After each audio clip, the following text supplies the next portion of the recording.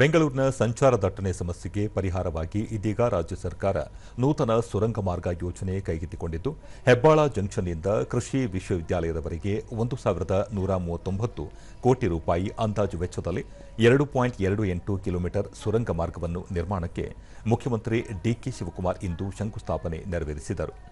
ಈ ವೇಳೆ ಸಚಿವರಾದ Krishna Byregowda, Byrathi Suresh, KJ George, BDA ಅಧ್ಯಕ್ಷ ಎನ್ಎ ಹ್ಯಾರಿಸ್ ಉಪಸ್ಥಿತರಿದ್ದರು.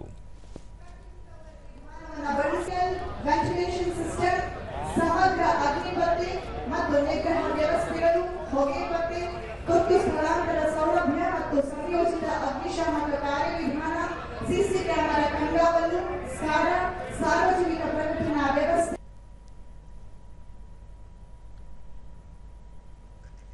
ಬಳಿಕ ಡಿಕೆ ಶಿವಕುಮಾರ್, ಬೆಂಗಳೂರಿನ ಸಂಚಾರ ದಟ್ಟಣೆ ಸಮಸ್ಯೆಗೆ ಪರಿಹಾರ ಕಂಡುಕೊಳ್ಳಲು ಸರ್ಕಾರ ಪ್ರಯತ್ನಿಸುತ್ತಿದೆ.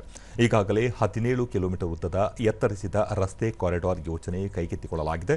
ಮುಂದಿನ 3-4 ವರ್ಷಗಳಲ್ಲಿ ಯೋಜನೆ ಪೂರ್ಣಗೊಳ್ಳುವ ಸಾಧ್ಯತೆಗಳು ಇವೆ. ಅದಕ್ಕೆ ಪೂರಕವಾಗಿ ಈ ಸುರಂಗ ಮಾರ್ಗ ಯೋಜನೆ ಆರಂಭಿಸಲಾಗುತ್ತಿದೆ. ಇದು ಸಂಪೂರ್ಣವಾಗಿ ಸುಂಕರಹಿತ ಸುರಂಗ ಮಾರ್ಗವಾಗಿದೆ. ಬಿಡಿಎ ಈ ಸುರಂಗ ಮಾರ್ಗ ನಿರ್ಮಾಣದ ಜವಾಬ್ದಾರಿ ಹೊತ್ತಿದೆ. ಟೀಕೆಗಳಿಗೆ ಎದೆ ಕುಂದದೆ ಬೆಂಗಳೂರಿನ ಸಮಸ್ಯೆಗಳ ಪರಿಹಾರಕ್ಕೆ ಸರ್ಕಾರ ಪ್ರಯತ್ನಿಸುತ್ತದೆ ಎಂದು ಹೇಳಿದರು.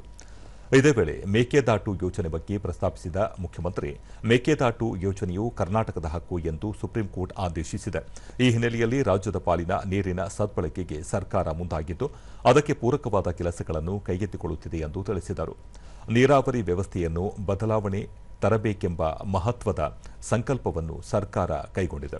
ಕರ್ನಾಟಕ, ತೆಲಂಗಾಣ ಹಾಗೂ ಆಂಧ್ರಪ್ರದೇಶದ ಮುಖ್ಯಮಂತ್ರಿಗಳು ಒಂದೆಡೆ ಸೇರಿ ಕೃಷ್ಣಾ ಗೋದಾವರಿ ನದಿ ಜೋಡಣೆಯ ವಿಷಯದ ಬಗ್ಗೆ ಮಹತ್ವದ ಮಾತುಕತೆ ನಡೆಸಿದ್ದು, ಶೀಘ್ರದಲ್ಲೇ ಅಂತಿಮ ನಿರ್ಧಾರ ಕೈಗೊಳ್ಳಲಾಗುತ್ತದೆ ಎಂದು ವಿಶ್ವಾಸ ವ್ಯಕ್ತಪಡಿಸಿದರು.